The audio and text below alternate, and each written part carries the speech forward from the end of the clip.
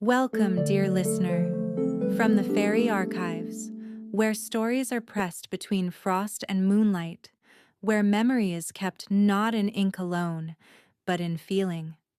Tonight, we open a tale older than winter itself, a story carried by snowflakes, whispered by roses, and remembered by the bravest of hearts. This is the story of a mirror that broke the world's way of seeing, of a queen made of cold and stillness, and of a girl who would not stop walking. This is the Snow Queen. Listen closely. Even the deepest ice remembers warmth. Long before the first roses bloomed in windows, before children learned the comfort of holding hands, there was a mirror born of cruel magic. It was forged not to show truth, but to twist it. Anything kind appeared foolish. Anything gentle seemed weak. Anything warm looked small and broken. The Snow Queen did not create this mirror, but when it shattered, its shards obeyed her realm. They flew across the world like winter dust, catching in eyes and hearts.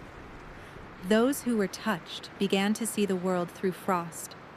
Love felt inconvenient, beauty felt false, and laughter sounded thin.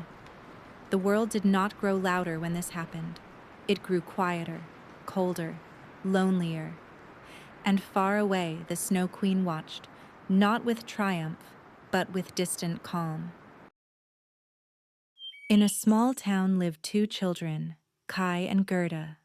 They were not siblings, but closer than many who share blood. Between their windows bloomed roses, red and stubborn, even in the chill. In summer they told stories to the clouds. In winter they pressed their palms together through frosted glass and pretended the cold could not reach them. Gerda believed the roses could hear her. Kai laughed and said, "Maybe they listened better than people." They were happy in the quiet way happiness often is, unnoticed until it trembles. One winter day, the wind changed. A splinter from the shattered mirror flew like a whisper. One lodged itself in Kai's eye. Another slipped into his heart. At once, the world looked different. Roses seemed ridiculous. Gerda's song sounded childish. The kindness of others felt false. When the Snow Queen passed in her sleigh, silent, white, and shining, Kai did not resist. He followed her because the cold felt clear, because it did not ask him to feel. They searched for him. The river did not answer. The rooftops held no footprints. Gerda cried until her tears froze on her sleeves. Then she stood. She tied on her warmest cloak. She kissed her grandmother. She touched the rose petals and promised she would return. And she stepped into the snow. The river carried Gerda gently, not as a prisoner, but as a question. She arrived at a garden where summer never ended. The river witch welcomed her with sunflowers and smiles, but magic can soothe too much. The witch brushed Gerda's hair with a charm comb, and the sharpness of her longing dulled. The garden bloomed, and Kai faded from her thoughts. But flowers remember what spells forget. They sang to Gerda of grief, of longing, of love that walks through snow. They reminded her why her heart hurt. Gerda wept, and in weeping, she remembered. Magic that erases pain is not always kindness. As Gerda wandered through the stone streets of a great city, her feet aching and her cloak worn thin, a crow watched her from a lamppost. This was no ordinary bird. It had learned the ways of people, how they speak, how they hide their hopes behind manners and walls. The crow believed it had seen a prince who looked like Kai. And because hope is a powerful thing, Gerda followed. Inside the palace, velvet curtains muffled sound and warmth lingered in the air. The prince was kind, the princess gentle. They listened to Gerda's story without laughter or disbelief. When they saw the truth in her eyes, they did not correct her mistake with cruelty. They gave her warm clothes, boots lined with fur, and a small carriage for the road ahead. Not all kindness wears magic. Some kindness simply sees suffering and answers. Gerda thanked them, bowed, and continued on. Her heart still pulled north. The forest did not welcome her gently. Robbers stopped the carriage, their camp lit by fire and laughter sharp as broken glass. At their center stood the robber maiden, wild-haired, knife-belted, eyes bright with danger and delight. Gerda was dragged before her, but instead of fear, the girl showed only truth. She spoke of Kai, of ice, of a heart gone cold.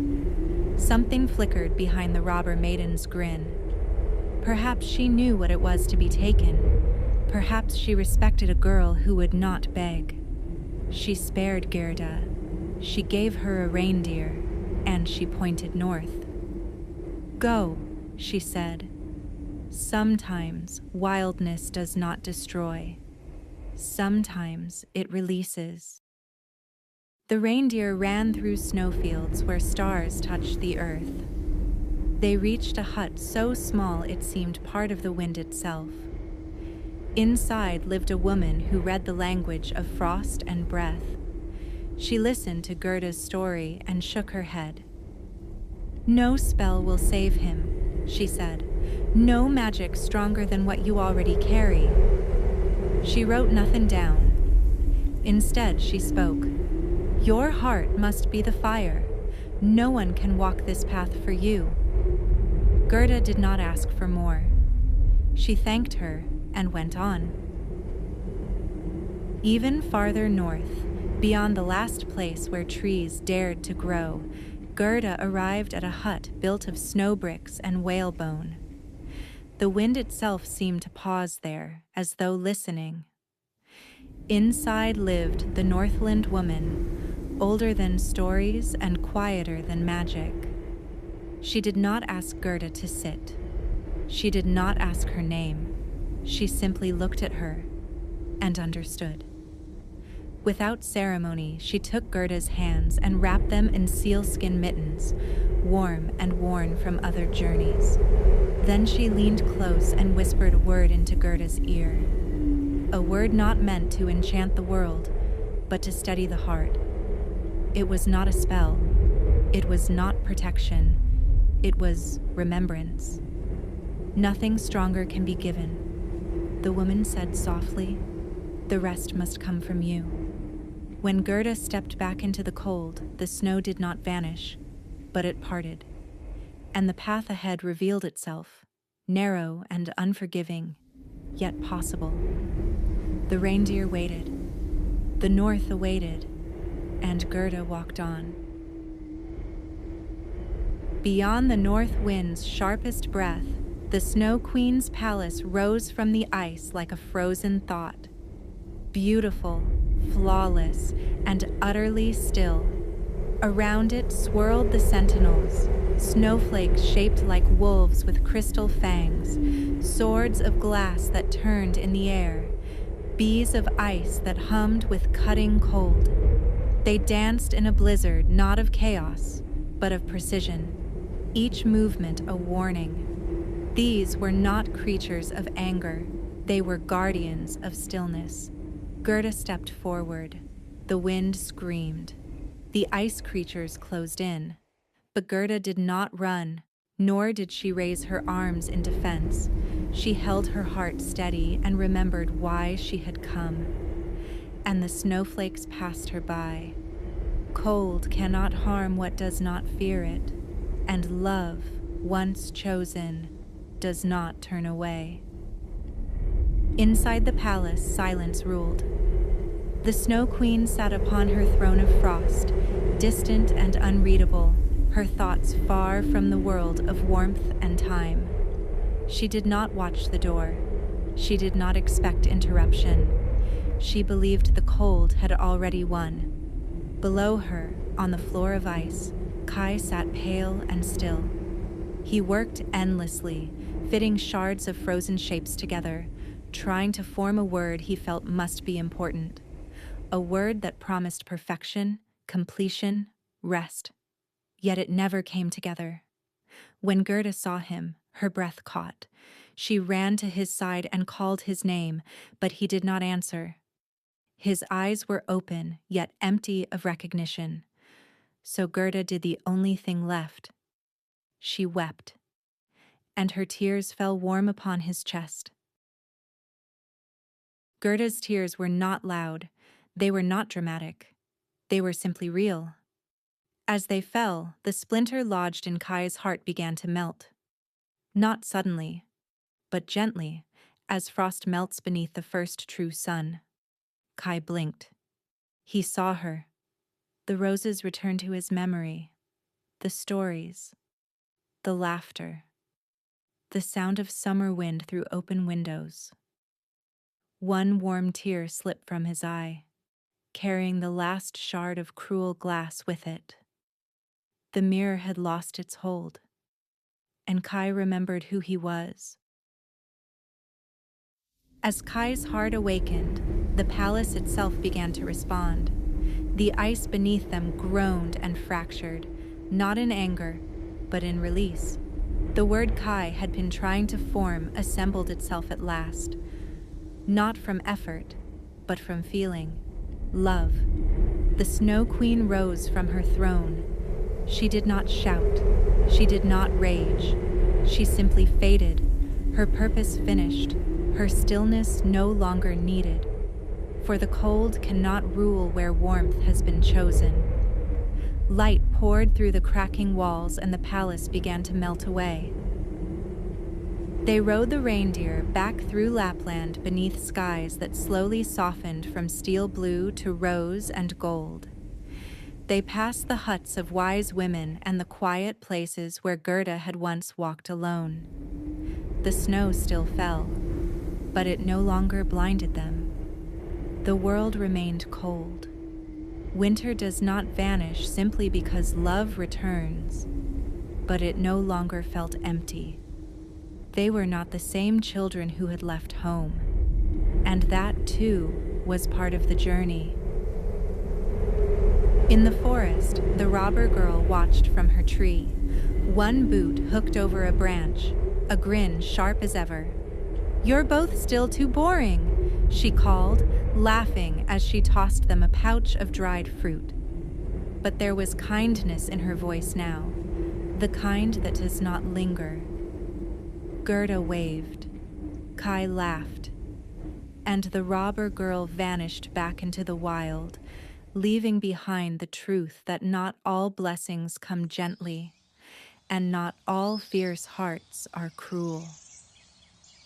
When they reached the river again, spring had begun its quiet work. Gerda and Kai stood at the water's edge, no longer children, not yet grown. They gazed into the current and saw their reflections changed, steadier, clearer, marked by all they had crossed, not broken, simply deeper. The river flowed on, carrying winter away. Gerda's grandmother's cottage stood just as it always had, but the roses climbed higher, fuller than before. She opened the door as though no time had passed at all. When they told her everything, the mirror, the cold, the palace, she only smiled and said, "Love is the oldest magic," and that was enough. Together they planted new roses. They told new stories. The world still held sorrow, as it always would, but it no longer frightened them. For warmth, once chosen, does not disappear. It grows. And so the Frost Fairy folds this tale once more, its pages cool to the touch, its petals pressed in snow and silver ink.